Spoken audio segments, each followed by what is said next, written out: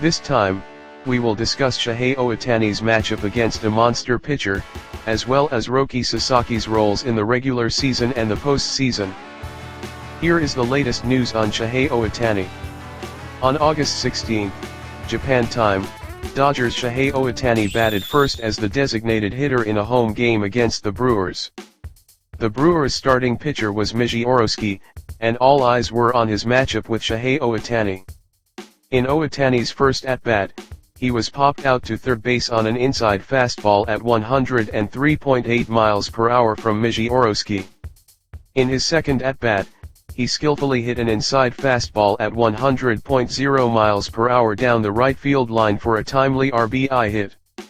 In his third at-bat, with one out and the bases loaded, he swung and missed at a 92.0 miles per hour slider from Yoshinobu, striking out. Against Yoshinobu, Ohtani went 1 for 3 with 1 RBI. It was disappointing that Shohei Ohtani struck out swinging in a bases-loaded opportunity in the fifth inning. But Yoshinobu struck him out with an 88.2 miles per hour slider, a 101.9 miles per hour fastball, and a 92.0 miles per hour slider. The best chance in that at-bat was the first pitch, a low center slider. Missing that pitch meant the opportunity for that at-bat was lost. Ohtani had 4 plate appearances in this game, but his only hit was the one off Yoshinobu. The Dodgers lost 1-4. It felt like there was simply nothing the Dodgers could do against Yoshinobu's dominant pitching. As for Shohei Ohtani's hitting, I believe his condition is not bad at all. Although he struggled against Yoshinobu, they haven't faced each other often. And it is extremely difficult to adjust to such high-velocity pitches right away.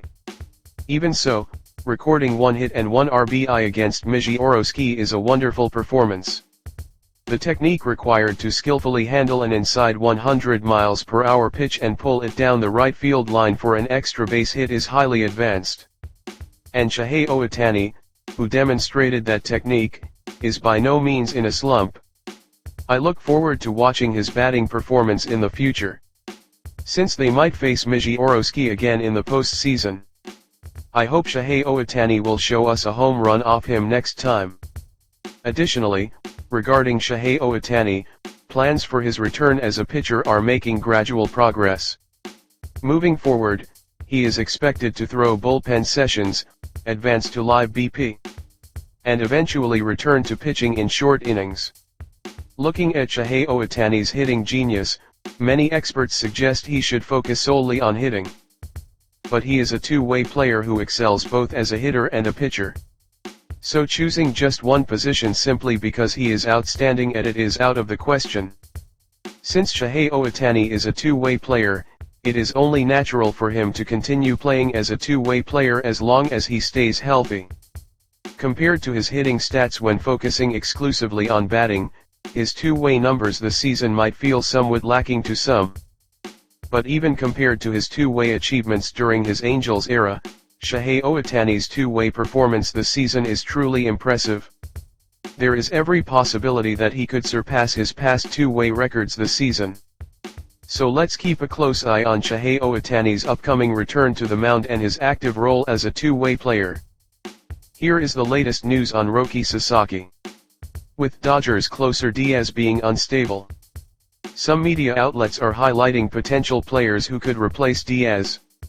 Among them, some media have high expectations for Roki Sasaki.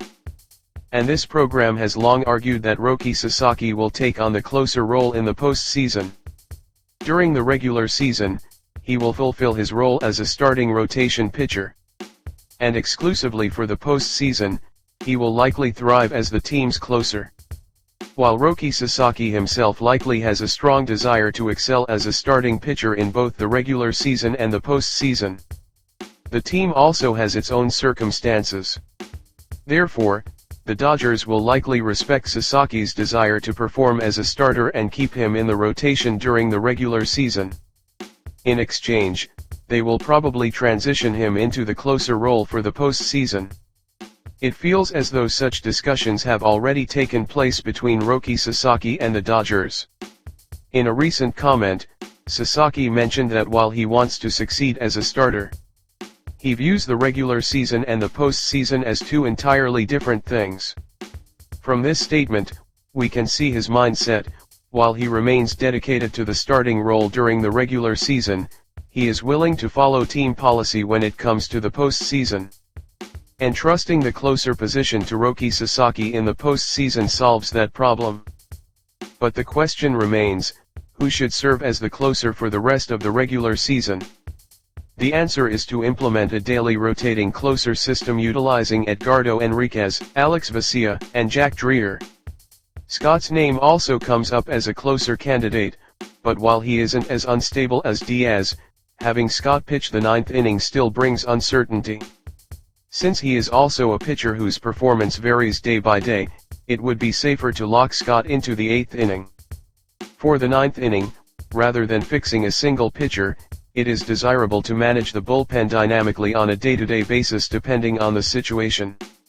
As for Roki Sasaki, I hope he delivers convincing pitching performances in all of his remaining regular season starts.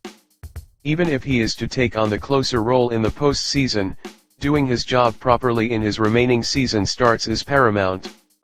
Roki Sasaki's current challenge lies in his limited pitch selection, which leaves him with fewer ways to escape jams.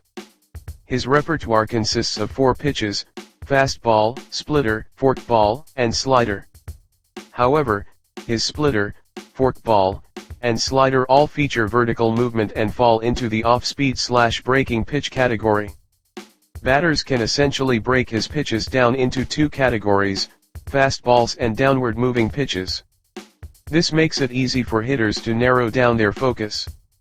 When facing batters who decide not to swing at anything other than fastballs, Sasaki's splitters, forkballs, and sliders fail to draw reactions, leaving him with no choice but to throw fastballs. That exact scenario was visible in the recent game against the Brewers. When that happens, his pitch count rises and his stamina drains, so Sasaki urgently needs to master new pitches, specifically learning a cutter and a sinker as soon as possible. Furthermore, when his condition isn't at its best during a game or when pitches aren't landing where intended, how should he adjust? He needs to thoroughly understand his own pitching mechanics. In the recent Brewers game, he surrendered a lot of walks. In those moments, he is required to understand every single detail of his throwing mechanics so he knows exactly what adjustments to make to throw strikes and suppress opponent batters.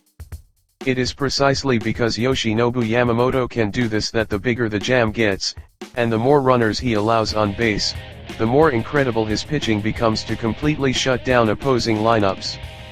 With only a short portion of the season remaining, I hope Roki Sasaki continues to strive for further growth. That is all for today. Thank you very much.